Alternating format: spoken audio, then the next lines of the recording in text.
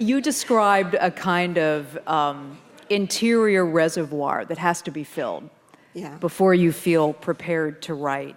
I was interested in what it is that kind of fills that reservoir, that is renewing and refreshing for you as you prepare to write.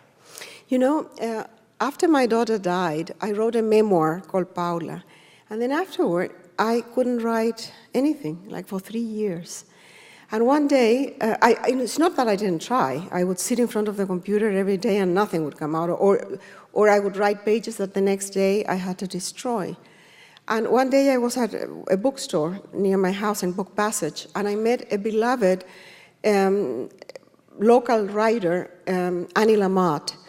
And she asked, how are you? I know about Paula. How are you? And I said, well, I can't write. I'm in a writer's block. And she said, there's no such a thing as a writer's block. Your reservoirs are empty. Fill them up. And I realized that I was empty. I had this void inside, this blackness inside.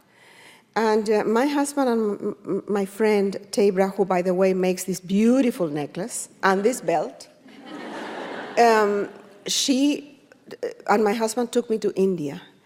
And the beauty and the contrasts and the color and the intensity of India filled me up.